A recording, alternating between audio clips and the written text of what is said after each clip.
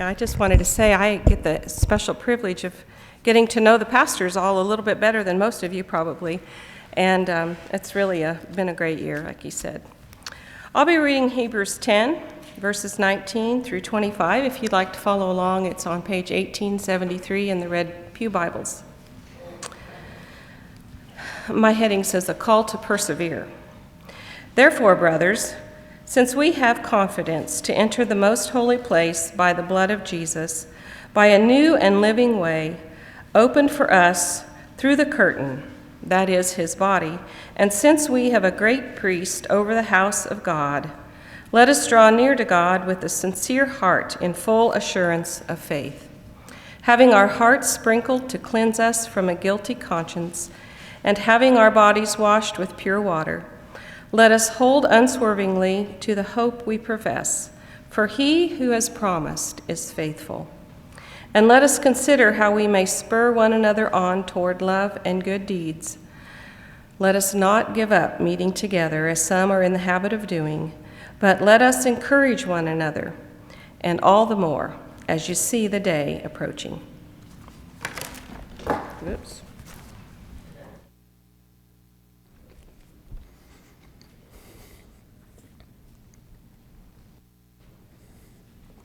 Thank you, Debbie.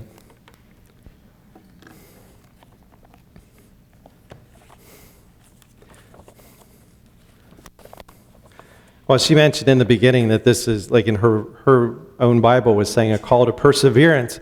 This book of Hebrews was written to a church that more than likely was at times wondering if they were going to survive or not. They were undergoing a fair amount of persecution, probably, but this call to persevere in light of the supremacy of Christ is really what it is about. There's a lot of tie-in to what Andy Stanley had to say in the video that we watched this morning in Sunday school, and I'm going to try to incorporate a little bit of that into this too. I'm not going to go over a lot of these verses that are in this passage. I mainly want to concentrate on 24. Hebrews 10:24, and let us consider how we may spur one another on toward love and good deeds. How can we spur one another? Because that's something that I would kind of hope for you, but yet when I first, the love and good deeds for sure, but when I think about the spurring one another, because another word for it is provoke, let us provoke one another. I don't know how attractive you're going to be if that's what the talk around town is, like, oh, First Mennonite, they provoke each other. Don't we have enough of that in our country? We have Republicans and Democrats kind of provoking one another, and even in our denomination, we get letters to the editor in the Mennonite World Review that are sort of provoking the other viewpoint and wanting to put their own viewpoint out there, especially around the issue of sexual orientation. So, like on its face, it doesn't sound like it would be that attractive of a church to be a part of. So is there some other way? I mean, what are they talking about here in trying to inspire love and good deeds? And I want to talk specifically about the relationship between pastors and congregations. And your new pastor, Steve Wilcox, coming in. And to you as a congregation at First Mennonite, how do you spur one another? I mean, provoking one another to love and good deeds. There's been plenty of church members who would want to spur their pastor, right? Because that word actually means to create a sensation that you have to respond to it. You know, it's sort of like if you have the sharp end of the stick stuck in your ribs, you're going to respond to that. It'll hurt enough that it will make you move. And that's what spurs will do to a horse. It's to help them turn. But it can be done in a gentle way. But that's not usually how it happens when there's that longing to see a pastor do something differently. Because often we're supposed to be nice, right? We're not supposed to bring up things that we don't like or voice them. And we're not supposed to complain. I mean, Scripture tells us to do everything without grumbling. So we stuff it. We tend to put it all inside, and sometimes these little things begin to add up to really big things, and then that 3-year pastor review comes around, and then another word for the spur or provoke is jab or cut, and then it's like the 3-year review. I can fill that out. I can finally jab the leadership, jab the pastor, and perhaps get them to respond. Hopefully that the personnel committee or the church, or the vision team and the council, hopefully, they don't filter it too much so that the message gets through to the pastor that I'm not happy with where things are going right now, and I'd like to see you go in a little different direction. And there can be times, and I've helped out with reviews like this, where we can get more than a dozen voices saying, basically, I would never tell this to anyone directly, but I think it's time for the pastor to leave. And when you have that there, you've got something to deal with then. How will you handle that? It's a provoking, it's a jabbing, but what does it result in? I've been in those meetings. Because what it tends to result in is a pastor wanting to fly under the radar. So let's just back up a little bit, go into the background so I don't do anything that draws attention to me. That was enough, thanks.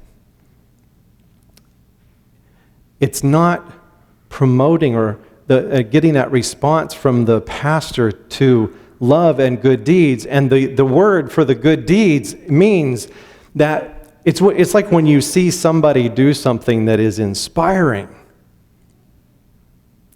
that it's motivating to you. And it's something that becomes contagious. It spreads. The Vacation Bible School program has been something that, yes, it wears us out, and yes, it's also, there's a contagious thing about it when you see that what is happening in the ministry with it.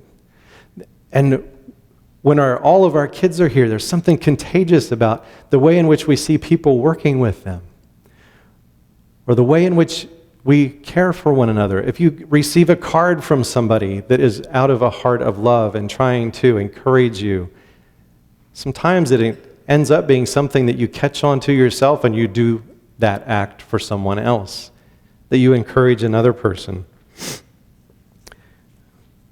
So where is that place where we can actually spur one another on, where we don't just stuff everything down? I brought some of my wardrobe with me today, some of my souvenirs. This is one that I really like. If you can see, it says, "Whatever, Gospel Mennonite Church." It says in smaller print, "We do whatever." Now that sounds like a pretty free and easy congregation, doesn't it? Now on the back of it, see there's an asterisk on the front, then the asterisk is explained on the back, and it's from Philippians 4:8. We do whatever is true, whatever is noble, whatever is right, whatever is pure, whatever is lovely, whatever is admirable.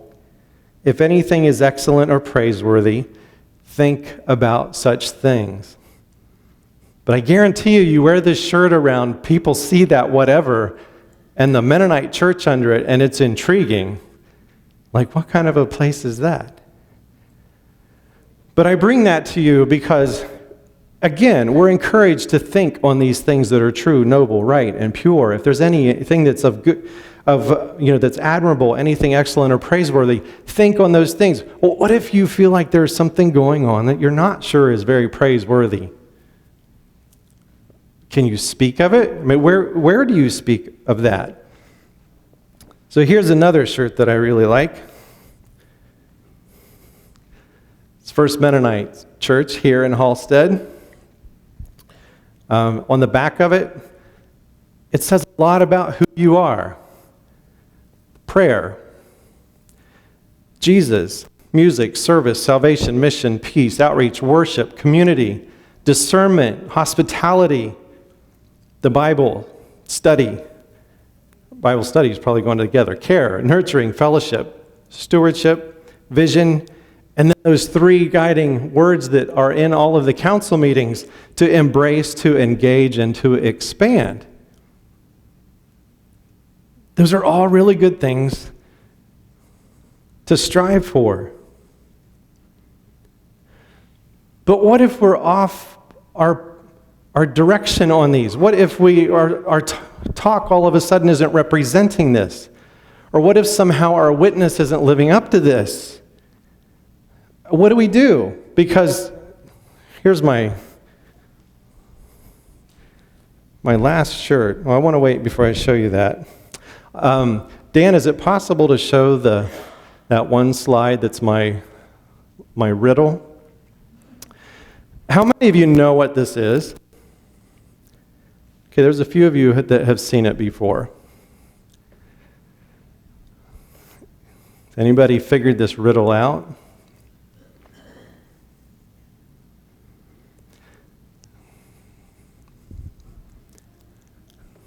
It's hard to read it as like Mr. Ducks, Mr. Not, OSARCM, Wangs, LIBMR, or Mr. Ducks. Did anybody figure it out yet that hasn't seen it before? Okay, it has to do with this shirt. And this is one that I wore at Gospel Mennonite in a similar sermon that I did to this one. I didn't design this shirt. It was after the sermon and at my farewell that they presented this to me. It was really a fun service because they had, this was the Must Be a Duck shirt, and I gave them, there's 3 people in that church that needed t-shirts that had the hecklers from the Muppet Show, Waldorf, and I forget the other guy's name, that always heckled the program. That's what they did, sometimes even in the sermon, and I just had on there a picture of those 2 old men, and it said, "Heckler's gonna heckle." But this is what they gave me. So now, the secret to this is the way you read it. So here's what the riddle is. M or ducks? M or not? OSAR. CM Wangs? LIB. M or ducks?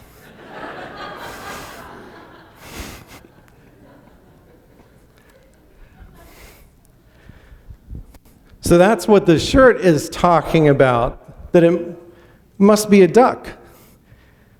But this is the question. Are you walking like First Mennonite Church? Are you talking like First Mennonite Church? And all these things that you feel called to? Because if you're not, if a duck's not quacking, if a duck's not walking like a duck, if a duck doesn't fly like a duck, it's not a duck probably. And you want to be who you say you are as First Mennonite. So what do? We can't just do the whatever. Oh, it doesn't matter anyway. It doesn't matter what goes on here. With what Deb just shared in the covenant that she made with you, oh yeah, it does matter what goes on here. Because there's some very deeply and heartfelt conviction about what it means to be a body with each other.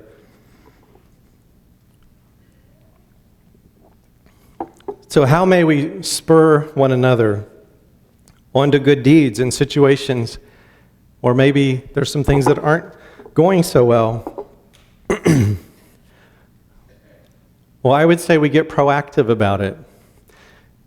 We have formed a pastor congregations relations committee that consists of Kent Dick and Cindy Siemens and David Mueller. 2 of them appointed by council, and then there's supposed to be 1 that's appointed by the pastor requests. Now, since Steve Wilcox is not here yet, we thought it would be good to keep somebody from the search committee on that PCRC, the Pastor Congregation Relations Committee, and so David Mueller is serving in that role, coming from the search committee. So that there's a little bit of continuity there. So part of what they do is tend to that relationship between the pastor and the congregation, both sides of that relationship, and they are supposed to be kind of that third party that can listen to when, you know what, we're not quacking like a duck. It's time to talk about that a little bit. And the PCRC is a place that conversation can go. Let me catch up to my notes here a bit.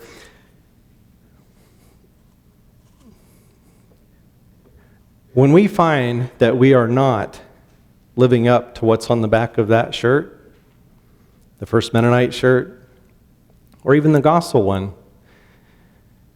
we really have to face our imperfection.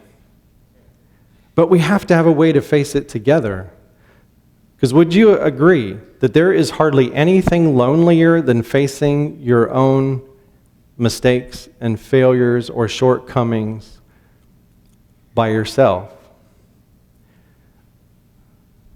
You know, we want to do justice. We want to point out the things that need to be put right.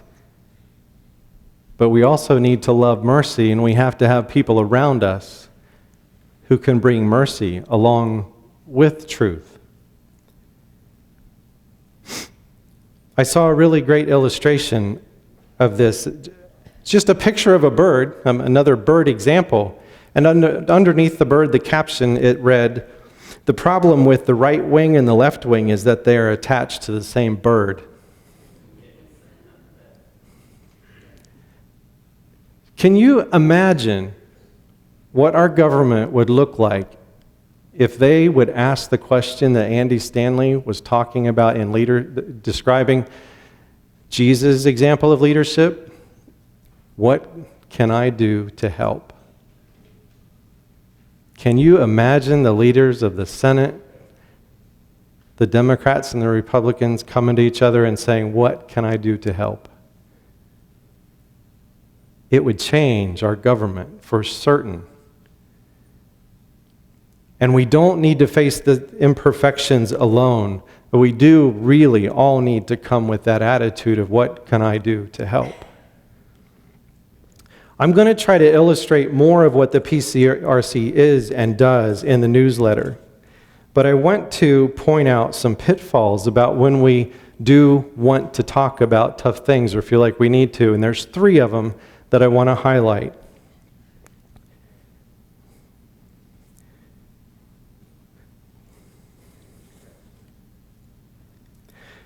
One of the things that the PCRC does is look at a job description and talk about that with the pastor, and for the pastor to be able to give feedback over time about what is going well and what isn't going well.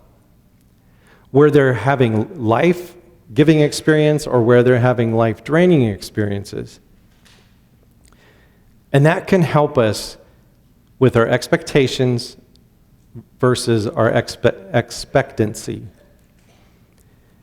It takes a while to see what the gifts are of every leader as they come into a church. Steve's are going to be different from mine.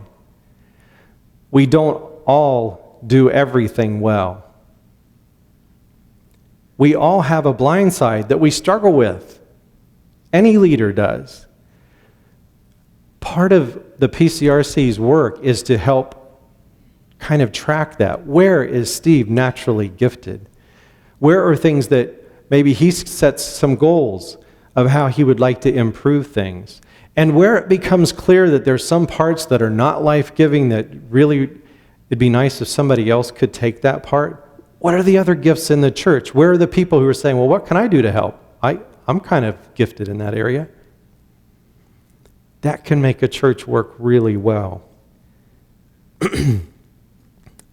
So kind of working through the expectations that you have about leaders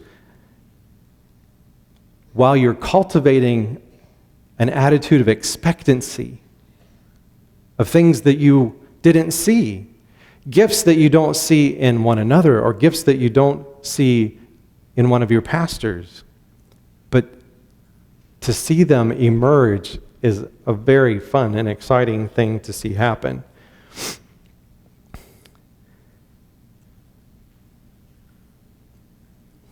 So that is the first one. The second one that I wanted to talk about with you has to do with, this is the problem that I get into. I get way ahead of my notes and I'm trying to figure out where I was in it. Okay. when you're relating to your pastor or a PCRC, and this would relate to the council too, and it really can relate to anyone in the church, but particularly pastors, is to be wary of falling into this trap of doing the confidential ambush. And by that, I mean when you feel like you have something to say to the pastor, you go into the pastor's office and basically rip the person apart and say, you need to keep that between me and you. I have seen that happen. And we had to put a stop to that happening because that is frankly abusive. And I'm not saying that that happens here. I'm just trying to highlight the pitfalls, and that is one of the serious ones, when things get tough and people expecting their criticism of the pastor to be kept between them and the leader. And we had to set ground rules for everyone to understand. We gave the pastor the permission to say, wait a minute, if this is where this is going to go, I want you to know that I cannot take this alone, and our leadership does not want me to carry this alone, and I will be talking with the PCRC about it, and we may need to be talking with the vision team or the church council about it. Because that's a lot for a pastor to have to carry that kind of criticism. So just avoid that confidential ambush. And the way you can avoid that is just recognizing that if one member of the church suffers, we all suffer. And when you go into that kind of a meeting, to not attack the person, but talk about the issue. See if you can describe it without even naming a person. And then come with that attitude of, what can I do to help? Because I hope that we're learning something right now in our country, that it is very easy to be against something. And it is much more difficult to lead, to be responsible for the leadership of a group. And that we carry that together and not simply be one group resisting, one leading, and never getting anything done. They're part of the same bird. They have to be talking with each other. That's part of what our Anabaptist belief is. So avoiding the confidential ambush. The other one that I want to highlight is, don't put your leaders in a double bind, especially the pastor. You know how you put somebody in a double bind? It sounds like this. It could be somebody coming into the pastor's office, and here's what the pastor hears. How are you doing with all the talk going on in the community about you? Can you feel what that does to the pastor immediately? The first thing is the pastor knows there's something to work on. The pastor doesn't want talk going on in the community. The pastor wants to know about it, wants to be able to work at it. Okay, that's the first bind. But the double binding part of it is that the pastor has no idea how to work at solving it. So you really, I think it's kind of equivalent to, you know how they used to shame people by putting them out in the middle of the public square and putting them in stocks? And they would just have to be there and people could throw tomatoes at them or cabbages or whatever while they're in those stocks. This isn't a lot different than that, because the pastor is bound by the ridicule of people, but nobody will come forward and even explain who it's against or what the problem is, and so they can't work at it. So when I talked with the PCRC, I said, one of the things that I think is really helpful is to center any kind of communication about where we're not acting like a duck or quacking like a duck, is to carry these two questions with you. What is the harm? What's the loss? Can you put that into words? And then don't just come in to say, this is a problem. You fix it. You figure out how to fix it. But instead answer this question. What do you need to be able to resolve this and carry this forward in a hopeful way? Or to leave it behind? What's the hurt? And what do you need to be able to move forward? Because then you can get into a conversation that's really, really helpful. And I think those questions are pretty safe for people. And I think it feels more comfortable than just critiquing something and then walking away from it. It honors each other. And that question again, what can I do to help? And the one last thing about the role of the PCRC is that the PCRC is not a dumpster in the park. I've also seen this before, where people felt very free to come and complain to the PCRC about their leaders, but never take responsibility for what they were saying, offering any solutions. And I think it's very similar to what it's like when you have garbage in your own house and you don't know what to do with it. You go to the park and put it in the city's dumpster and let them deal with it. Well, that's not the PCRC. That is not what their role is. And all of those are very negative situations. But they're not proactive. They're more reactive to what's happening. The way that I'm working with the PCRC is to help them in looking at themselves more as a pastor development team. They're not waiting to respond to criticism. They're working with the pastor and the congregation to set goals for the future, and in 6 months be able to say, how's it going? And to be able to name those things where might need a little bit of attention, to be able to celebrate the things that are working really well. I believe that the PCRC can function in a very healthy way if everybody carries that same attitude about, I want you to know that I'm here to help. I have things that maybe feel like a loss or things that hurt, and I'm willing to be honest about that. And I want to work together to make it even better. If you can do that, it can be a really rewarding thing, and it will end up focusing much more on the forward look and looking at goals and where you're headed than just responding to what maybe doesn't feel right. These words from Hebrews are not just written to the pastor, they're written to each one of us to spur each other.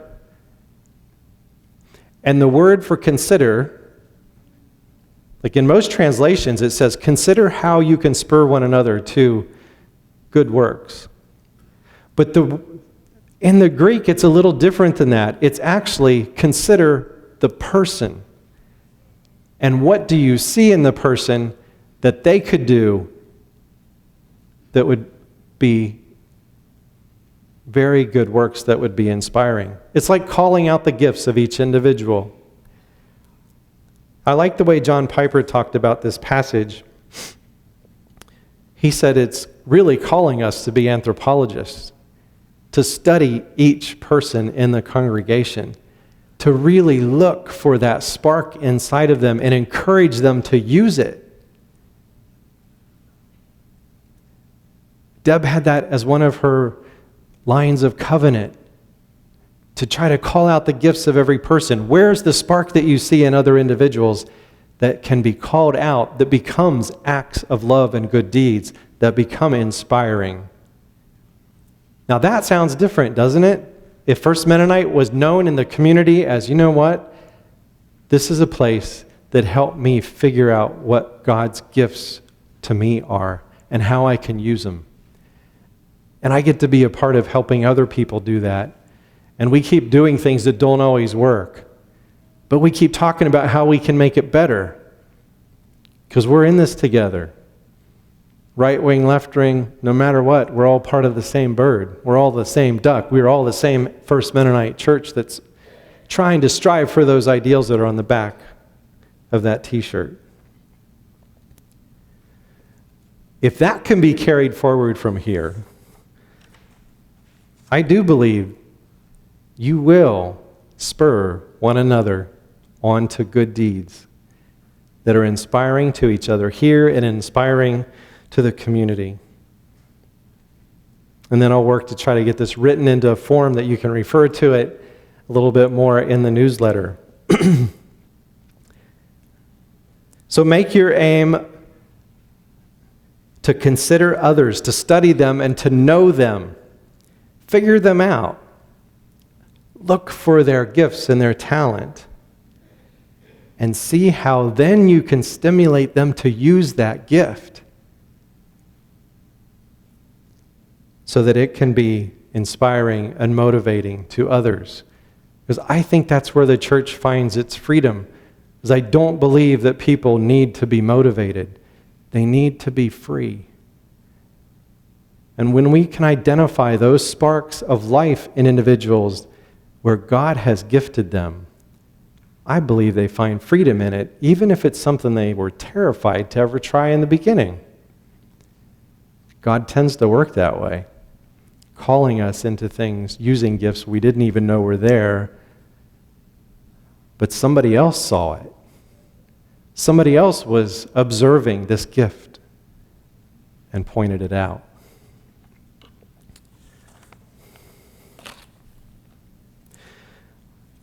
I want to close this morning, don't really want to, but have to, close this morning with a benediction that if you could stand, I'd like to have us read this together. It's printed in the bulletin.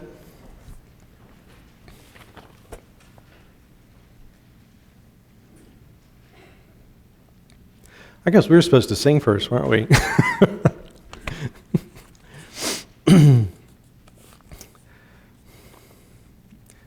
All right, now that I've got you all up, we're going to have to change this a little bit. Let me back up a bit. I am going to have you lead this song because this does capture very much the plaque that I left here about let's do this, to do justice, to love mercy, and to walk humbly with your God, which I think also is captured very much in this verse of spurring one another onto good deeds. It's a new song, but I'm going to leave it up to the praise team to lead you and teach you.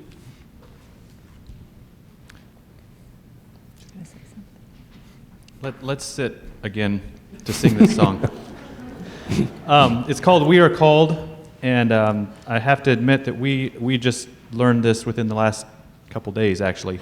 And so the chorus is up on the screen for you to see, and we will sing the verses, and then we ask that as you become more familiar with it, that you join us with the chorus.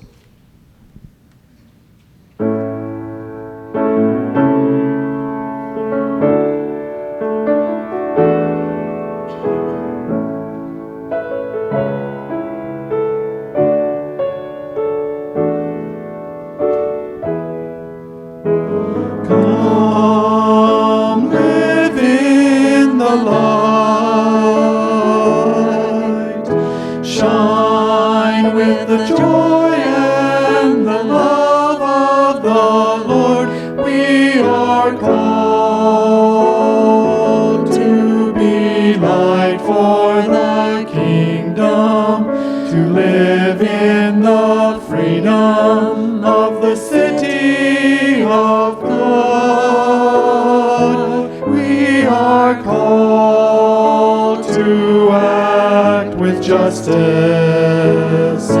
We are called to love tenderly.